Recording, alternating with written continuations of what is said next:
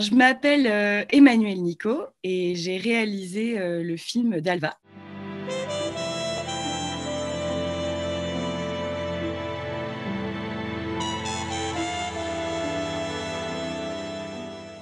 Alors Dalva, c'est un film qui raconte l'histoire donc de Dalva, qui est une jeune fille qui a 12 ans et qui vit depuis des années avec son père une relation incestueuse. On sent qu'il s'agit d'une histoire d'amour. Et en fait, le film commence au moment où, suite à un signalement du voisinage, le père de Dalva est arrêté et Dalva est envoyée dans un foyer. Et en fait, le film va voilà, raconter tout ce parcours tout le parcours de cette jeune fille qui commence complètement sous emprise sans jamais avoir posé aucun jugement sur les actes de son père et qui va aller vers la clairvoyance, la lucidité et la libération.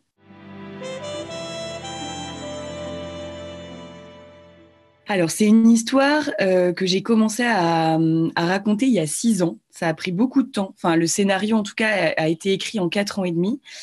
Il y a déjà la thématique de l'emprise, qui est une thématique qui est toujours très présente dans les films que j'écris, parce que c'est une thématique qui m'est assez personnelle. Il y a également eu une immersion. J'étais intéressée à l'idée de faire un film sur les enfants qui vivaient en foyer. Et moi, je travaille de manière très documentaire. J'aime aller faire des immersions dans les arènes qui m'intéressent. Et je me suis retrouvée à aller faire une longue immersion dans un foyer d'accueil pour adolescents à Forbach. Et là-bas, j'ai rencontré donc des enfants. Et ce qui m'a frappée, c'est que tous avaient pour point commun comment d'être l'immense colère en eux, c'était d'avoir été placés et pas d'avoir été abîmés dans leur famille. Et c'était des enfants qui faisaient vraiment à fond bloc avec leur famille contre la justice. Et leur souffrance, elle venait plus du fait d'avoir été placés que de ce qu'ils avaient vécu. Et ça, c'était très commun. Et c'est là que j'ai vraiment compris à quel point l'emprise chez ces enfants était encore tellement présente malgré leur placement.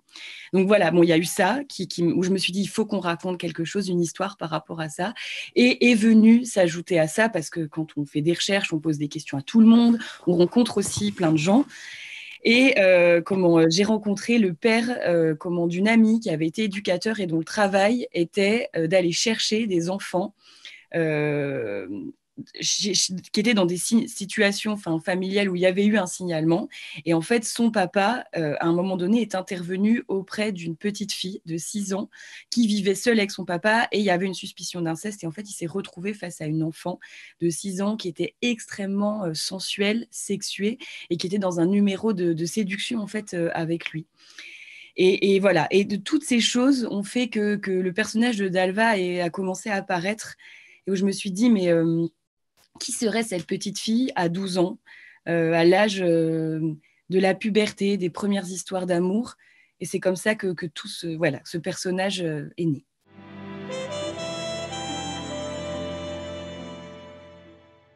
Le début de l'écriture, parce que j'avais jamais écrit de long métrage, je n'avais écrit que des cours à l'école, et j'étais vraiment perdue dans toute cette immensité. J'avais envie de raconter tellement de choses comme tous les premiers films, et j'avais un peu de mal à hiérarchiser ce que j'avais envie de raconter. Je pense que pendant longtemps, il y avait ce personnage de Dalva qui m'intéressait énormément et qui m'intéressait plus que tous les autres, mais j'avais aussi le personnage de Samia dont j'avais tellement envie de raconter l'histoire, qui est donc sa copine du foyer. J'avais aussi le personnage de l'éducateur Jaiden, dont j'avais aussi envie de raconter l'histoire. Et il a fallu que je me canalise pour ne raconter que l'histoire de Dalva, qui est déjà une histoire énorme. Et je pense que c'est ça qui a été le plus compliqué dans l'écriture.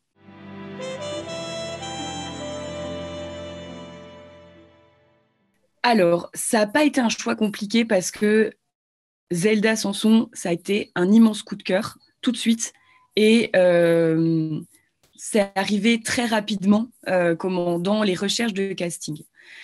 Après, il a fallu mettre d'accord tout le monde, parce que bon, moi, c'était mon coup de cœur, mais ça ne l'était pas forcément pour le reste de mon équipe. Et il y avait beaucoup de travail aussi à faire avec Zelda, parce que, bon, déjà, elle avait, à l'époque, elle avait 11 ans à l'époque, elle n'avait jamais tourné de sa vie.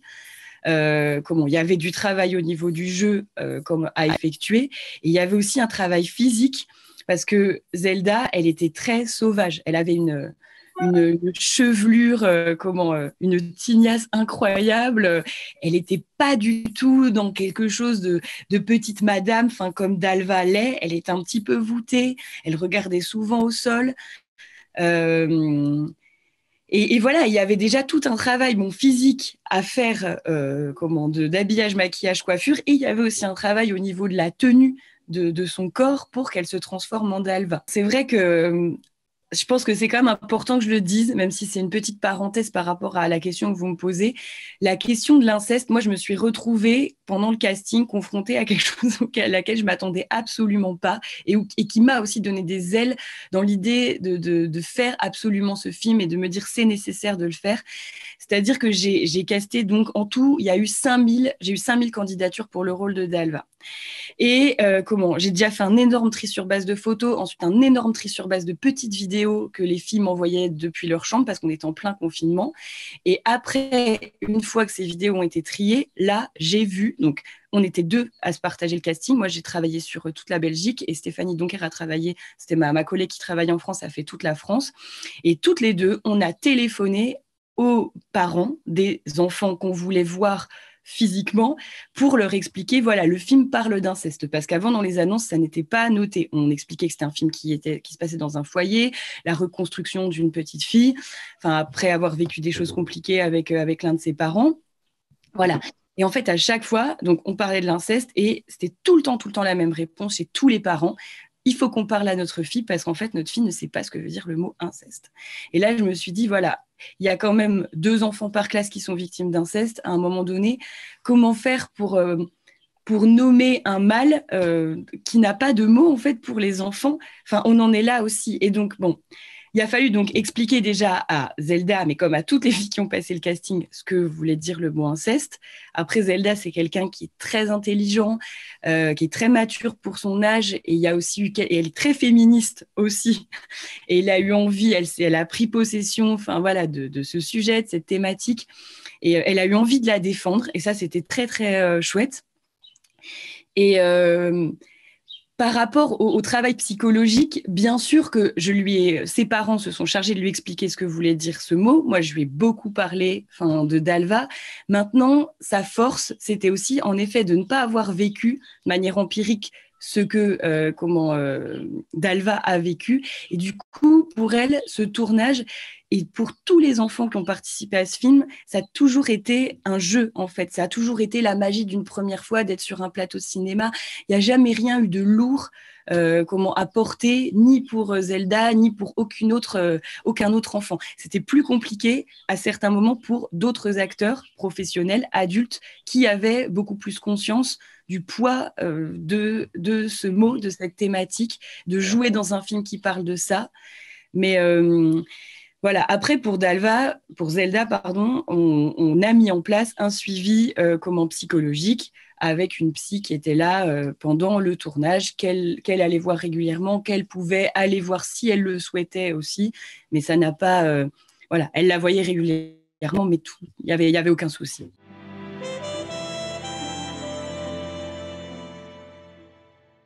Déjà, je trouvais que physiquement, elle était magnétique.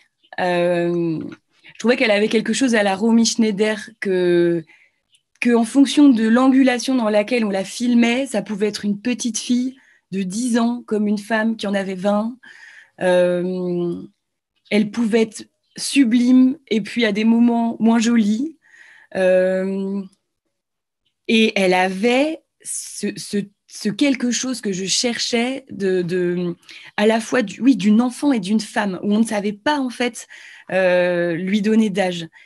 Et je trouve aussi que Zelda, elle a quelque chose de très digne, de jamais vulgaire. Et j'avais absolument pas envie de tomber dans ce cliché de la Lolita, parce que c'est pas du tout l'histoire que je raconte. Dalva, ça n'est pas du tout voilà, une Lolita, une petite... Enfin, en tout cas, comme dans le roman Nabokov, parce qu'après, mon Lolita a été revisité aussi, mais une petite aguicheuse, et j'avais pas envie de cette beauté-là. Je trouvais qu'elle avait quelque chose de très noble, voilà, physiquement. Et puis aussi, voilà, cette façon qu'elle avait de s'exprimer avec des mots qui n'appartenaient pas. J'avais l'impression, en tout cas, elle utilise, Zelda, c'est quelqu'un qui est très mature, qui utilise des mots que des enfants de 12 ans n'utilisent pas. Et pareil, elle voulait devenir, elle le veut toujours, parce que j'ai le sentiment que peut-être que les choses changent en ce moment dans sa tête, mais elle souhaitait et elle souhaite toujours devenir astrophysicienne, spécialisée en matière noire. Elle veut devenir prix Nobel. Elle avait en fait dans sa tête déjà des choses qui étaient tellement matures. Voilà, ça me semblait être l'évidence que c'était elle. Et ce qui était très, très jouissif par rapport à cette histoire de transformation, c'est qu'en fait, plus le tournage avançait et plus on a fabriqué Dalva ensemble, avec elle, avec la maquilleuse, la coiffeuse, l'habilleuse, la costumière. Et en fait, au fur et à mesure, on a détricoté Dalva pour qu'elle ressemble de plus en plus à la Zelda que moi j'ai rencontrée. Et c'est cette histoire-là que j'ai envie de raconter, l'histoire d'une libération aussi.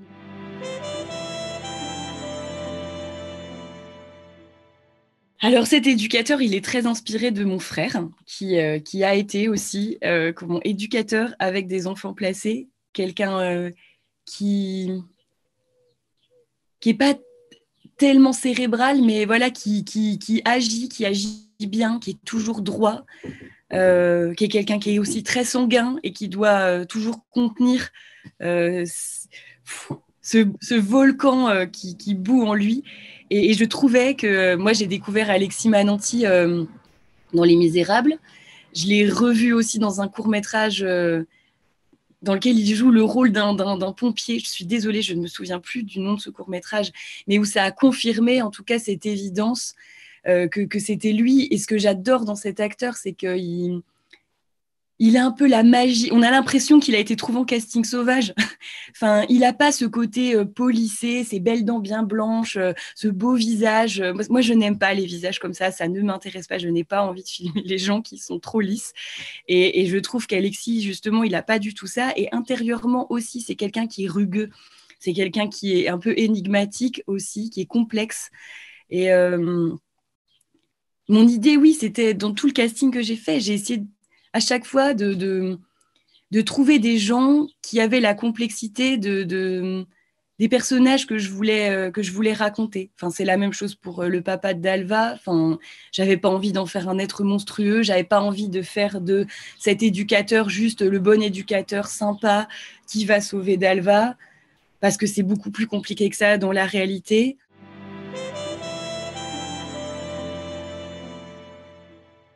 En effet, je pense qu'il y a une critique qui est plus souterraine que accentuée, parce que c'est pas le sujet de mon film. Je pense que L'Aze se fait bien assez démonter par les reportages M6 et que j'avais pas envie du tout d'en faire mon sujet. Maintenant, oui, la question du placement des enfants, c'est quelque chose qui est super violent.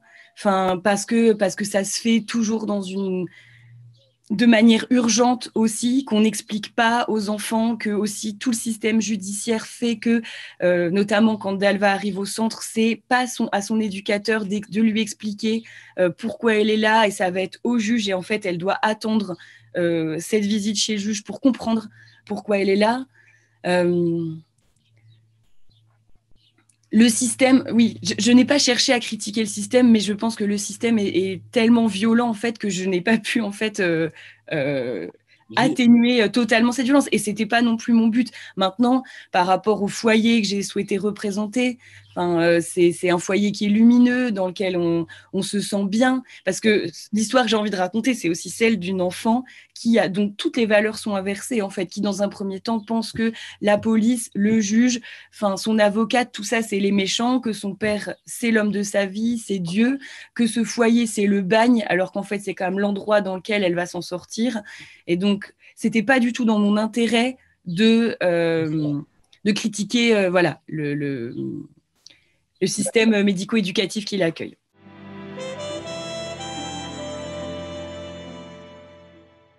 Eh ben, ce personnage, c'est pareil. Il est inspiré d'une vraie personne que j'ai rencontrée qui s'appelle également Samia. Donc, dans ce foyer dans lequel j'ai fait cette immersion à Forbach, j'ai rencontré 2 enfants qui m'ont énormément marqué et avec qui j'ai toujours des relations, enfin aujourd'hui, qui sont Samia et Dimitri. Dimitri qui est donc joué par ce petit garçon aux cheveux bouclés.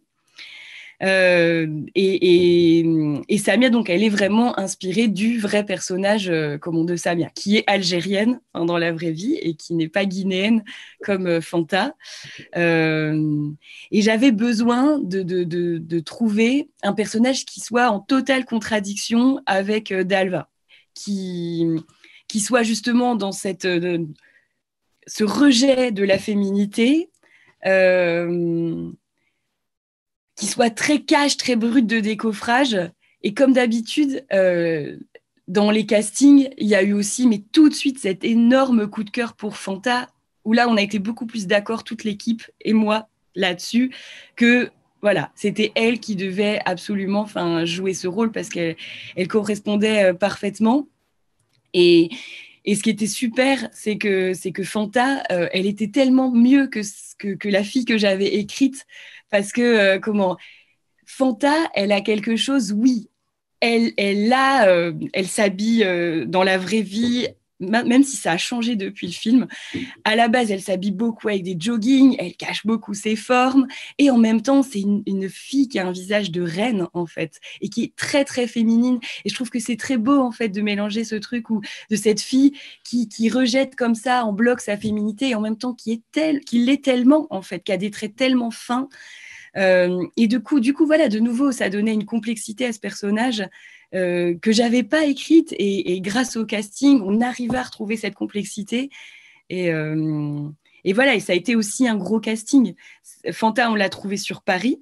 Et c'est grâce à Stéphanie Donker qu'on l'a trouvé. Et on a travaillé avec des éducateurs de rue. Et puis Fanta, voilà, elle connaissait cette éducatrice et c'est elle qui nous l'a amenée jusque-là. Et elle venait un peu passer le casting avec une copine, mais sans y croire du tout. Et, euh, et c'était, voilà, ça a été le coup de foudre.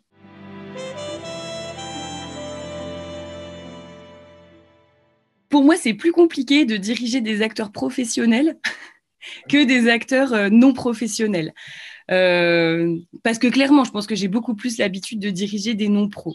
La difficulté, ça a été de diriger Zelda. Ça a été quelqu'un qui était difficile à diriger parce qu'elle était très différente de tous les gens avec qui j'ai collaboré précédemment. C'est-à-dire que dans tous mes courts-métrages, et globalement aussi les personnes que j'ai dirigées sur mon tournage, c'était des gens qui étaient très viscérales, très connectés à leur ventre, à leurs émotions, alors que Zelda, c'est quelqu'un qui est très très dans sa tête, très cérébral. Voilà, c'est ça le mot que je cherche. Et moi, je suis quelqu'un de très viscéral et il fallait que j'arrive à trouver la porte pour aller connecter avec elle, dans sa tête.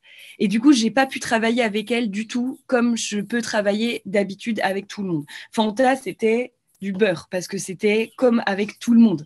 Voilà. Et avec comme tous les enfants avec qui j'ai déjà travaillé, tous les non-pros avec qui j'ai déjà travaillé, mais voilà. Et Zelda, c'était pas quelqu'un avec qui on pouvait parler de plein de choses, de nos vies, se confier, aller chercher dans le terreau de l'intime, parce que c'était un terreau dans lequel, de toute façon, moi, elle ne me laissait pas, je pouvais pas avoir accès à ça. Et du coup, il fallait qu'on soit dans quelque chose, oui, de très cérébral. Et ce qui est bien, c'est qu'on a travaillé beaucoup, beaucoup en amont. Donc, on a travaillé pendant 3 mois en amont du film. Il y avait aussi une coach enfant, une ancienne danseuse qui a travaillé beaucoup sur la question du corps avec Zelda, comment se tenir droite, comment marcher de manière, marcher de manière féminine, comment manger. Enfin, c'était plein de petites choses comme ça. On travaillait tout le temps là-dessus.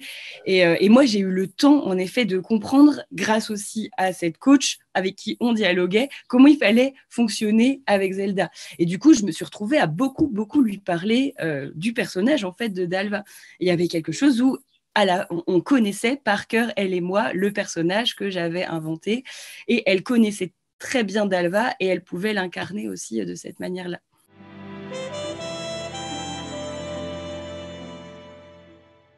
C'est quelque chose que j'avais prévu depuis très longtemps parce que j'aime travailler comme ça, j'aime être proche des gens. Moi, je fais du cinéma pour ressentir la même chose que ce que je veux ressentir quand je vais au cinéma. Moi, j'ai envie de pleurer, j'ai envie d'être touchée, j'ai envie d'être proche des gens. Et en fait, j'ai envie de créer la même chose chez les gens qui voient mes films. Et du coup, ça me paraît hyper naturel d'avoir une caméra qui est très proche comme ça, à fleur de peau de mes personnages.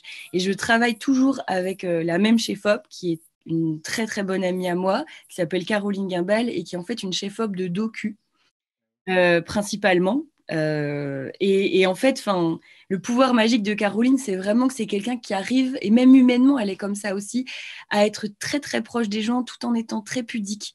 Et je pense qu'on a la même éthique toutes les deux. Et en fait, on se rejoint très très bien dans une scène là où on a envie de mettre la caméra. C'est toujours une évidence pour nous deux que voilà que c'est à cet endroit-là et on se bat jamais, on n'est jamais pas d'accord.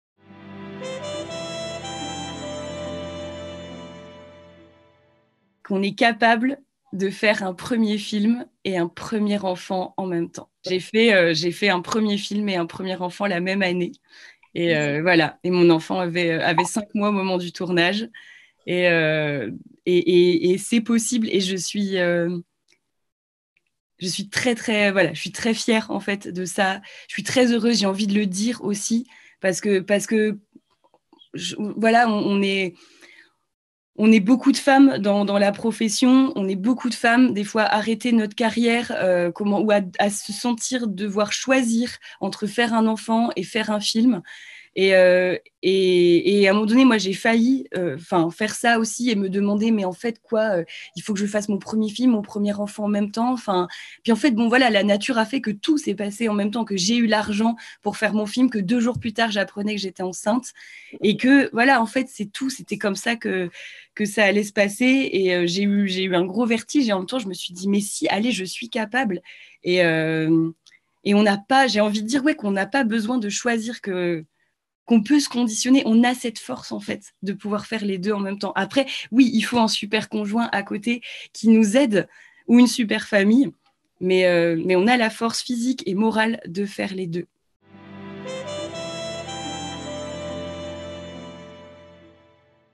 Je filme parce que quand j'étais enfant, le cinéma, voir des films, ça m'a ça m'a fait me sentir tellement moins seule. Ça m'a appris tellement de choses en fait sur la vie dont mes parents voulaient pas me parler, avec qui je pouvais parler à personne, des choses dont je pouvais parler aussi à personne. Euh, Ça m'a procuré des émotions immenses aussi. Et je crois que j'ai envie, sans prétention, mais d'offrir en fait ce que j'ai pu vivre quand j'étais enfant avec le cinéma à d'autres gens en fait. J'aimerais tellement que, oui, mon film permette à d'autres enfants, adultes, de, de, de, de se sentir moins seuls, de comprendre éventuellement des choses qui leur sont arrivées, de ressentir de la joie, de la tristesse, une libération. Voilà. J'ai envie de remercier le cinéma de ce qui m'a apporté. J'ai envie de remercier les réalisateurs, les réalisatrices et de rendre aussi à mon tour. Voilà, c'est comme une transmission en fait.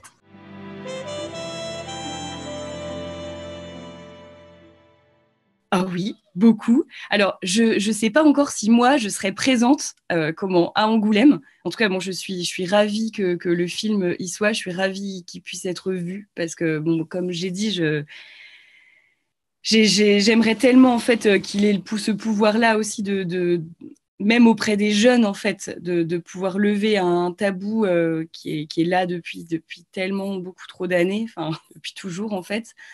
Et donc à chaque fois que ce film est vu, je trouve que c'est génial. Et Angoulême, j'y suis allée une fois dans ma vie. C'est marrant, c'est là que j'ai vu j'ai tué ma mère de Xavier Dolan. Et, et je me souviens aussi d'un énorme orage au camping d'Angoulême. Et c'est des beaux souvenirs. Voilà. Je me rappelle, en tout cas, j'y avais passé une journée, une soirée, et c'était une grande découverte cinématographique, en même temps une grosse tornade dans le camping. Et j'en étais, voilà, c'est mon souvenir d'Angoulême. Alors peut-être que j'y retournerai et je me ferai des nouveaux souvenirs, mais en tout cas, bon, je suis ravie que le film soit là-bas.